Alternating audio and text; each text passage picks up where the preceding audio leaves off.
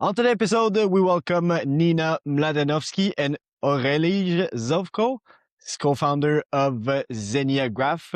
Welcome to you both. Thank you for you. having us. So, what made you start your business, and what's a bit of a background of you both? Sure, I can start. So, I have a background in management, marketing, and international business. I have my MBA in management. And to be honest, I never thought I was going to go into tech. So, growing up, my father, he's been in IT for over 30 years. He was always telling me it's a great space to be. It's a lot of innovation, a lot of opportunities that some other tracks and some other, career choices might not have. And I never listened to him. And here we are 15 years later, and I'm in IT. So I started off at MongoDB right after my MBA. And honestly, there I had a firsthand experience with how much technology can impact just, even daily life and how many cool things are being done, especially with the big boom of AI and that bubble. It's really interesting to be part of that. And really, I've learned a lot in this industry. So I think it's a good place to be. And especially for, newer professionals, there's going to be a lot more opportunities, especially with how quickly technology is changing in the future. So for me, it's really interesting to be in the space. What about you, AZ? Yes, hardcore technologist, over 30 years, well over 30 years.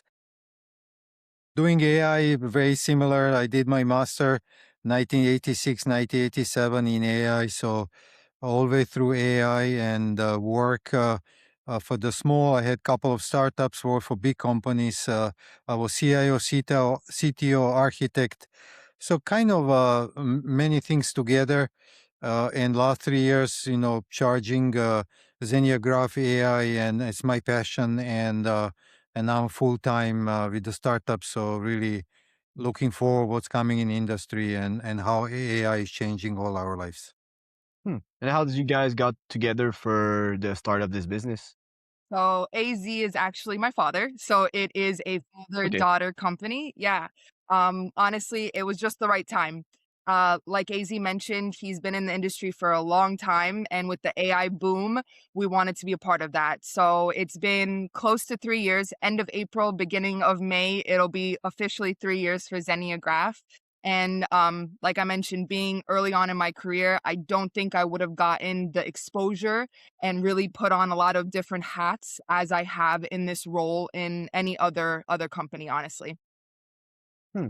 And what made you think, AZ, that was like the good moment? What did you saw maybe from your experience from like the internet that started like 20 years ago? Did you saw that pattern coming back again and you're like, oh, this is something we have to go on to? Yeah, exactly. I was in big insurance company. I was leading all automation and a lot of AI ML work, but ChatGPT just get out and understood the potential.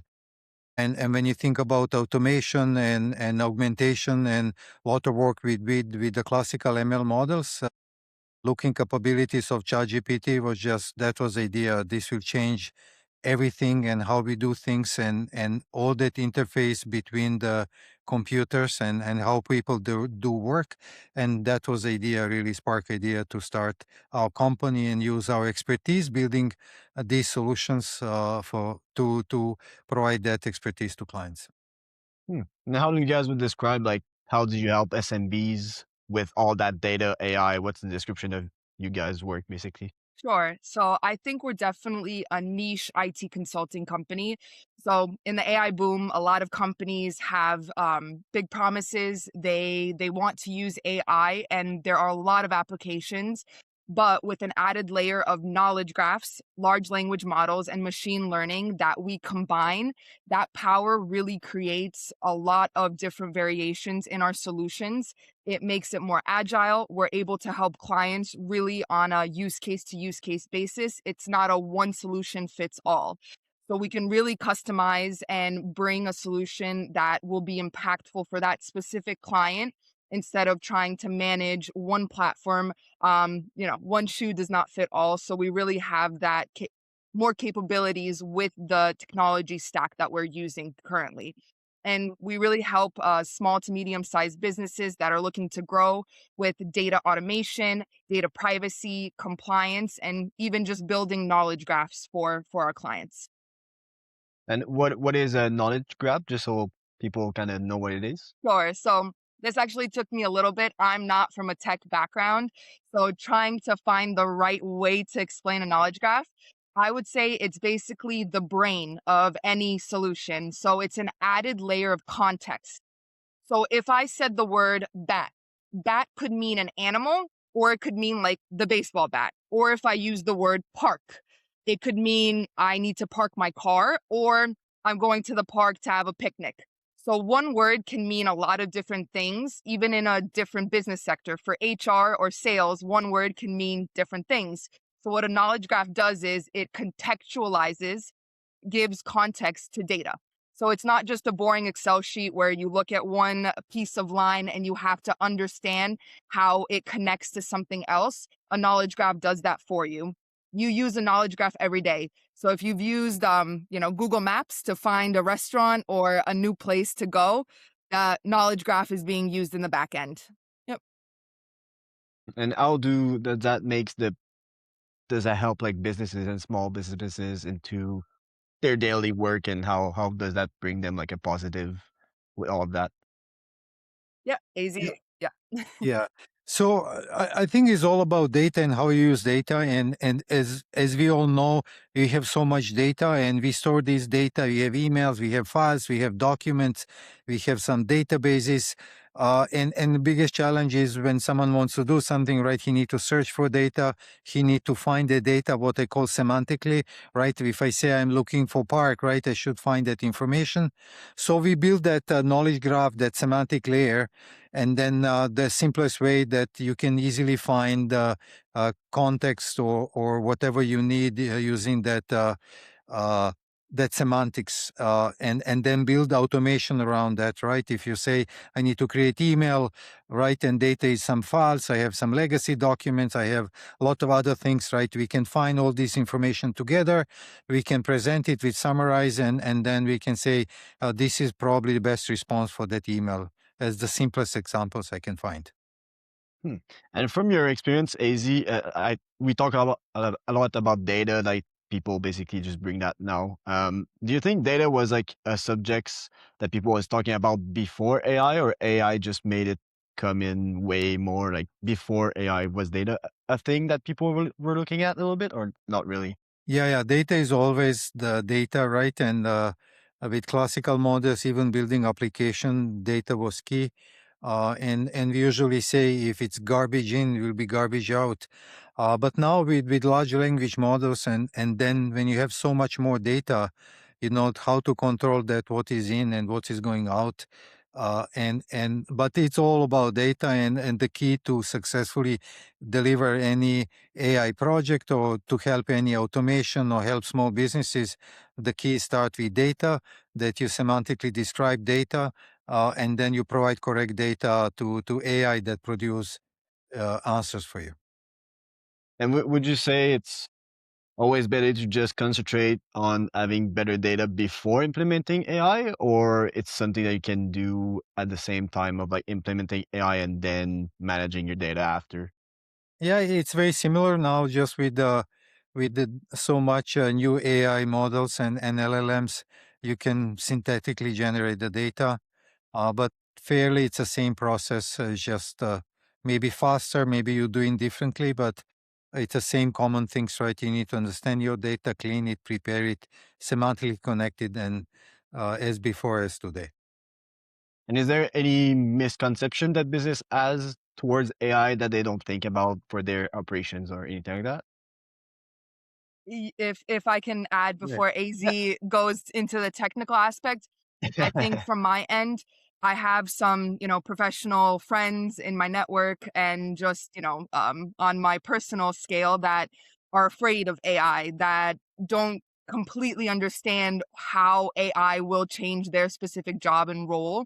And a lot of people are afraid that it'll completely take over and they won't have a job maybe in a year to 5 years.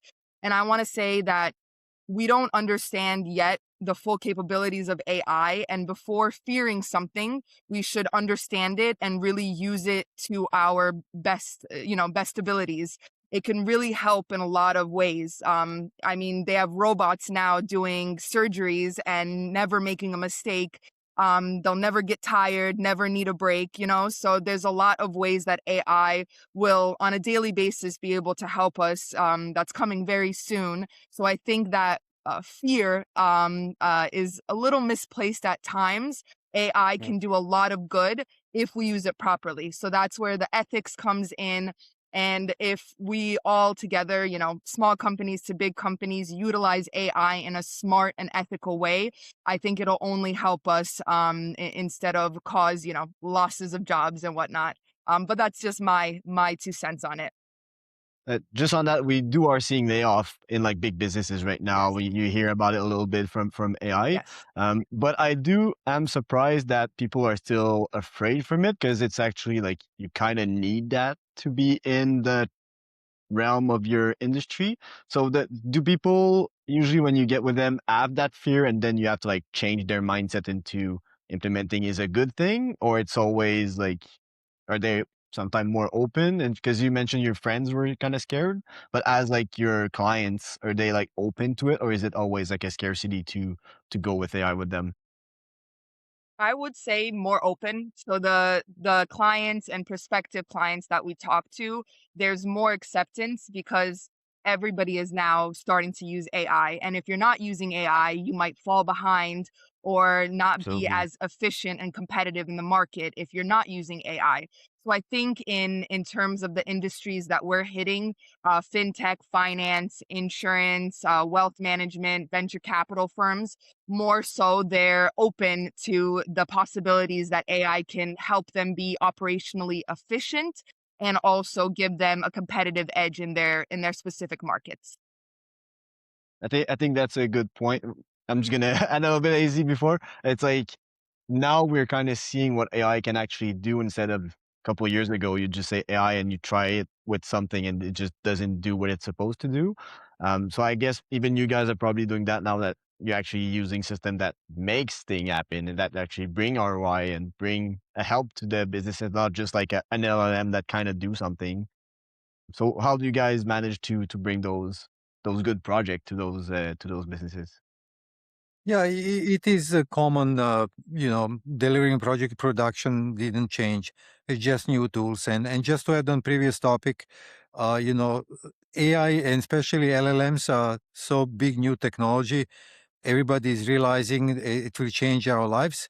But the challenge is, how to apply it, and there is no skills, and it's so new, it's changing every day. So that anxiety and kind of pressure because of that new technology and disruption, right? And really finding the proper way to deliver project in production. But for us, it is very common practice. You need to do as always we did to understand requirements, to know technology, how to apply it, and really deliver value in small steps, deliver value to customer, right? So that's kind of our motto, right? We will always ensure that we use a proper technology and proper LLMs and models to do bring value, and that's how we're delivering right now and succeeding, or because just following the normal process.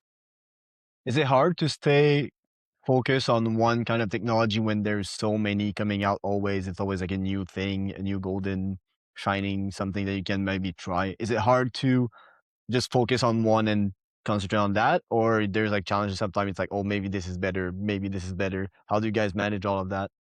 Yeah, it's extremely hard even for myself. And it's like every day new model is coming, everything is changing.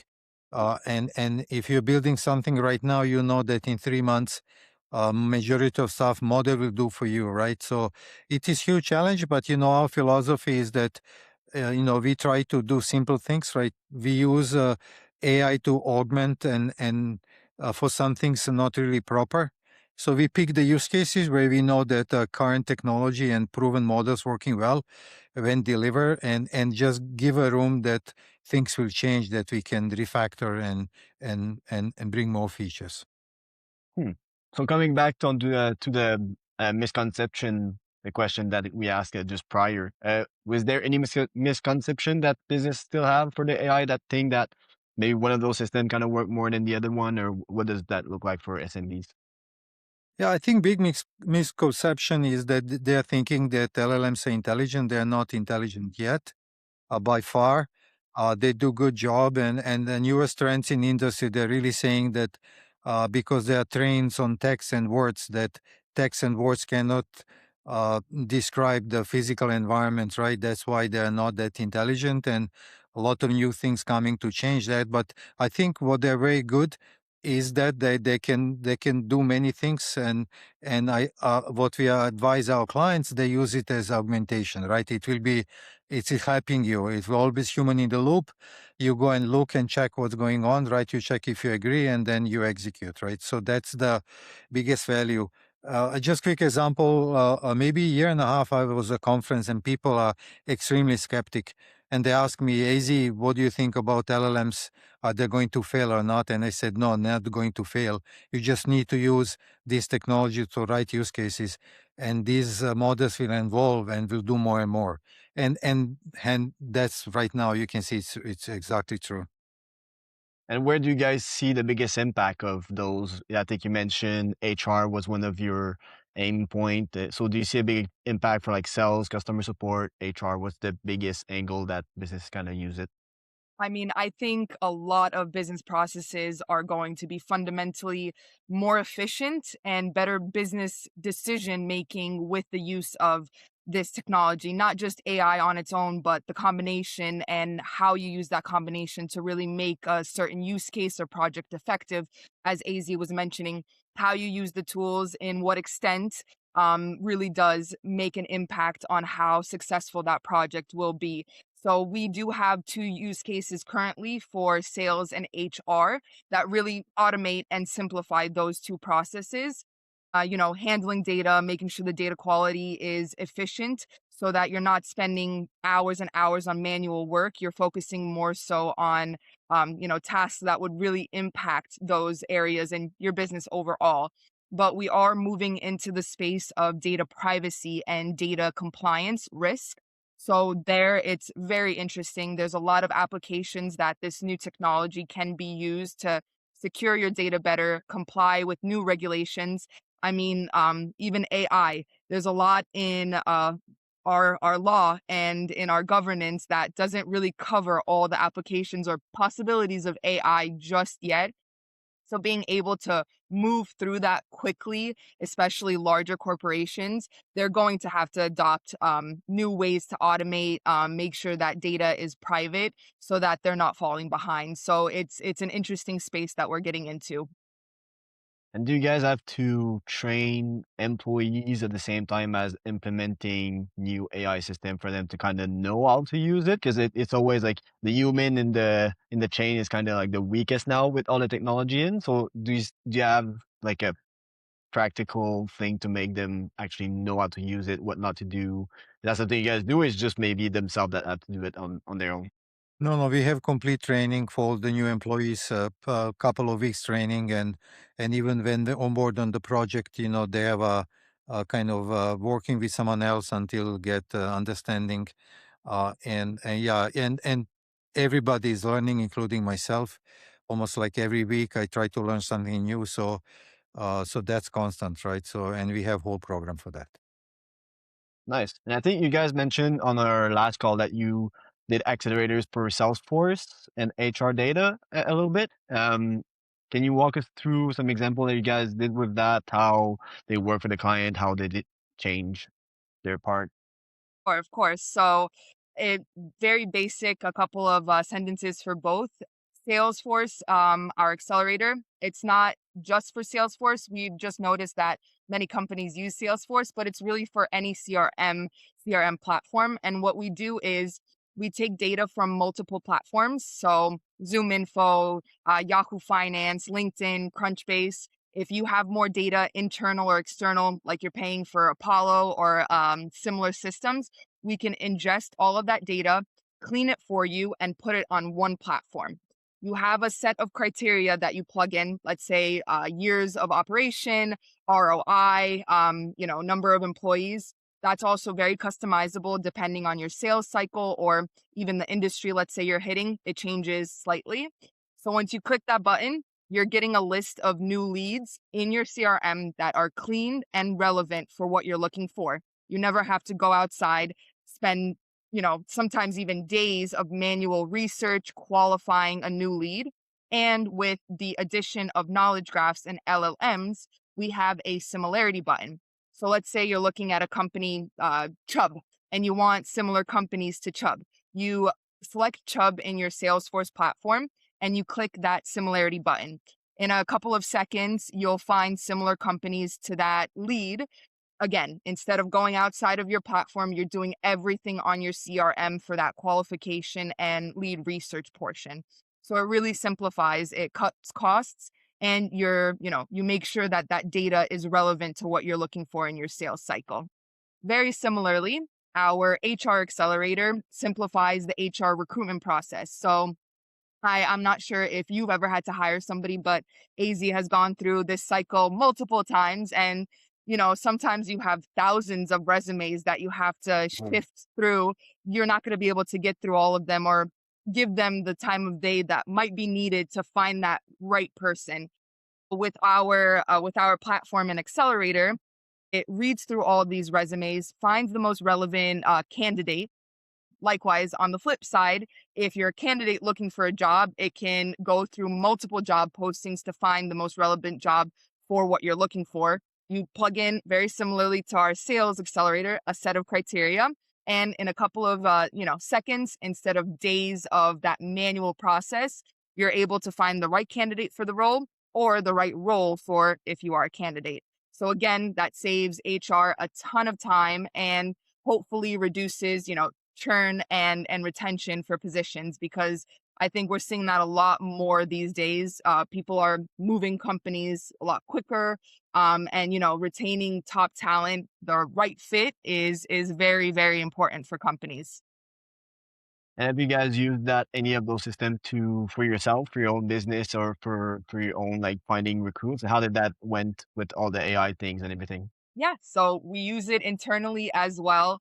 The partners that we have also have access to this as well. So it really, cutting costs and time. I think time is the most, in a small business, time means everything.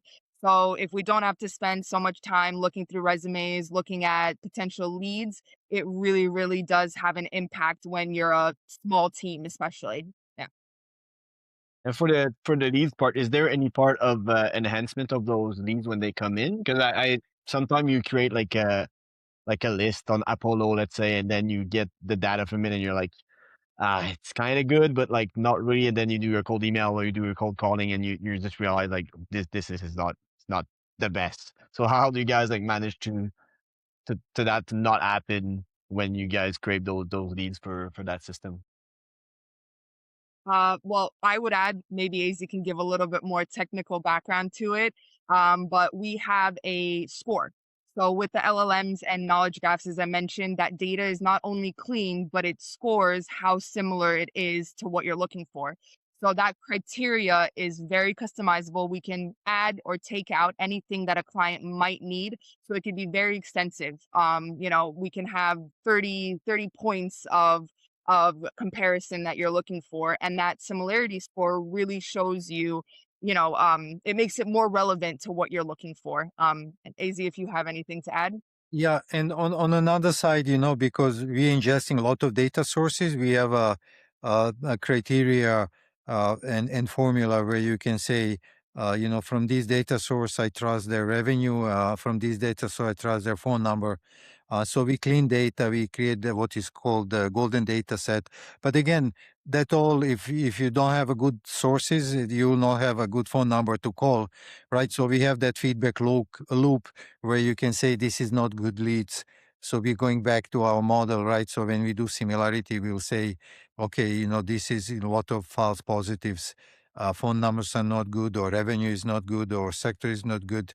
So the score will be less in criteria. So it's always that loop going back and forth.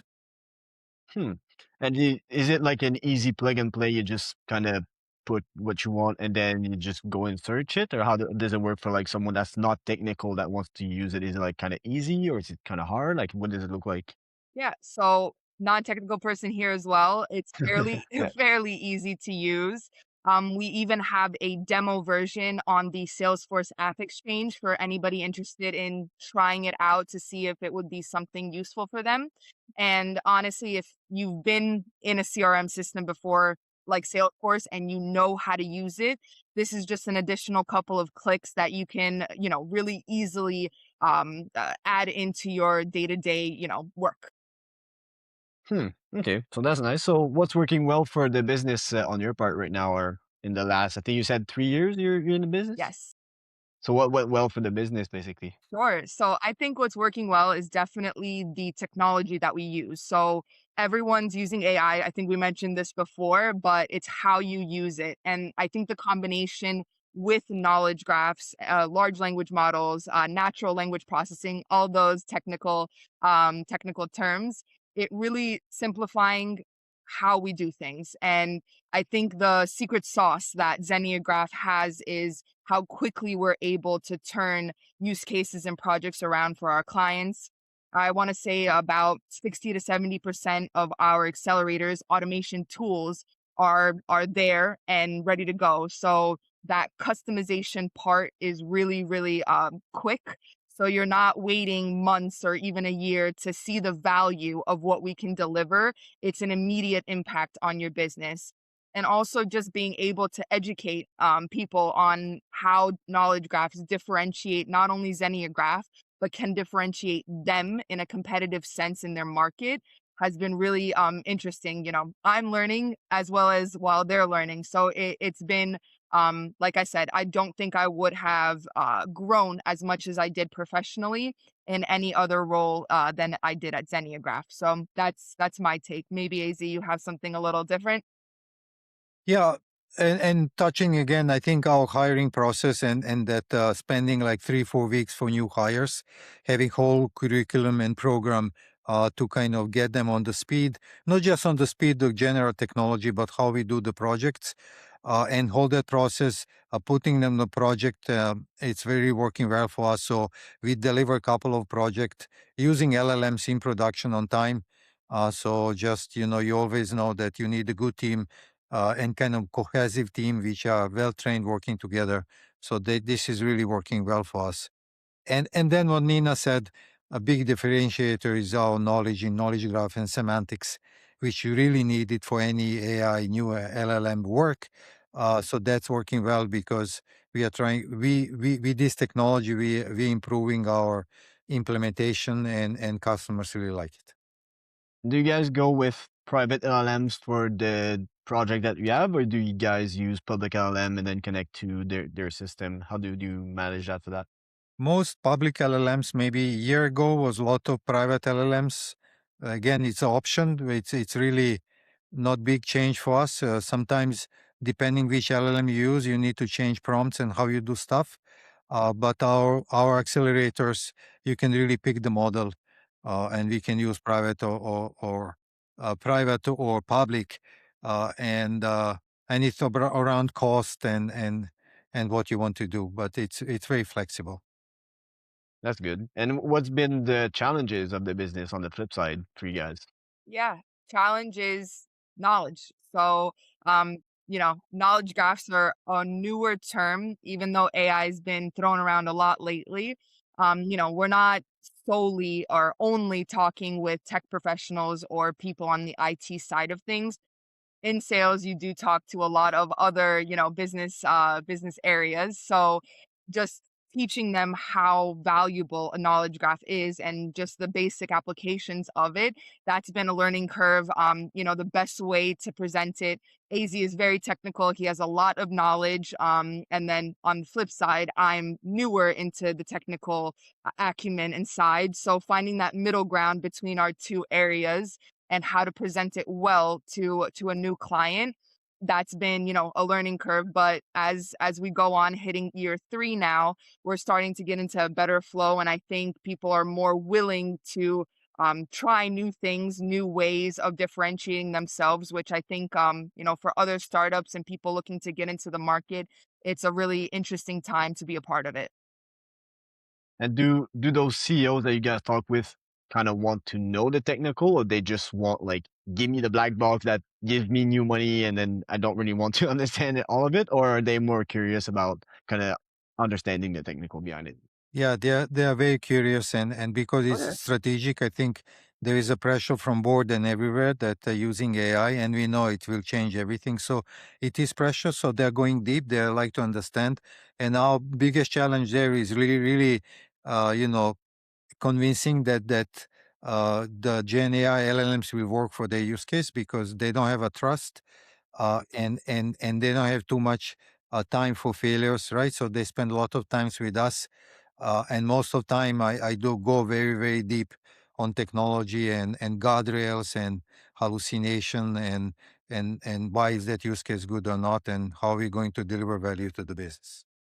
And they're good to understand because sometimes, like when you talk, let's say, with like a construction company and you start talking tech, it's like even for me, sometimes people will use terms and I'm just like, I don't know what that means. Like I don't understand what you're saying right now. So do people kind of understand it, or because you just simplify it the way so they can manage to understand it properly? Yeah, so we definitely try to simplify it and make it applicable because if you're talking with someone, a new client, and you're not making it applicable to them, they're not going to really care about what you're saying, even if you're Yeah, no. saying it in a manner that's excellent or perfect. So it's really finding that perfect middle ground where Hmm. it entices them to want to learn more. But I think with the AI bubble happening right now, everybody is interested to get a little piece or to use it in some way or fashion for their business. So I think a lot of people are understanding that if you don't use AI in some capacity, you might not be as profitable in the next couple of years as compared to your competition that will be using it, you know? And Absolutely. and what we promise in 2 weeks we'll do POC and provide the value. So sometimes, yeah, technology stuff, but we are very fast. Just an example, I did a complete new project over the weekend. Everything is working. So capabilities to provide the POC and value and show them, how it's going to work. It's very important, and we are very quick, right? So that's kind of our bridge. We'll say, listen, this is your problem. We'll come back in 2 weeks. We'll show you how it's working, and then you can make a decision. So you kind of look at them, you give them a test or a little demo of like what they're gonna have quickly, because sometimes it can take like a month or two, and then they're losing time and they just lose interest. So you guys give that quickly, and then they can see actually what it's gonna do, and then they can move forward with it in the next, I don't know, month or whatever how long it takes to then customize it to them. It's very Understand. use case by use case basis, but we can really show value quickly, which I think is another differentiator for Zenia Graph. We have a good base to go off, and we really try to show clients what can be done. Hmm. So what's the big future vision for the next 2026, 6 to 12 months? Yeah. So I mean, we're looking to grow. Who doesn't want to grow as a small business, right? I don't think anybody would have a very different answer, but honestly, we're trying to get into, like I mentioned, business, not just business automation, but data privacy, data compliance, be able to really push the boundaries of AI and knowledge graphs and what they can do. So, experimenting, seeing how we can apply those in a very fast paced changing world. And I think also, the hope for the future in maybe 12 to 2 years would be to move into um, uh, complete systems and services, not just consultation, but creating products, product lines, and really expanding the business. So we're playing around to see which avenue is the best, but growth, always growth on the mindset. Good. And is it the same for you, AZ? Is good on the technical side. What does it look like? Well, technical side, the lot of reasoning capabilities are coming, and like they can do a lot of helpful things, right? So really, it's to investigate how that will impact what we have and how to advise clients, because change is coming constantly, right? But reasoning part is, big, big, big change right now. So really trying to figure out that part and how to deliver a project based on that. Well, before we close, is there anywhere that listeners can talk with you, get in contact with you? LinkedIn, website, where can they go? Yeah, of course. So, zeniagraph.ai is our website. You can contact us through there. We also have a YouTube channel if you search Zeniagraph. Likewise, on LinkedIn, we have our profile there, or even just reaching out to myself or AZ on LinkedIn. We'll be happy to reply and see how we can help you best. All right. Yeah. What's for you, AZ? Could they reach you somewhere? Yeah, same. Same. Yes. Perfect. So thanks for your time. I really appreciate the conversation, and I hope everything goes well for you. Thank Thank you you. so Thank much. you. Thanks.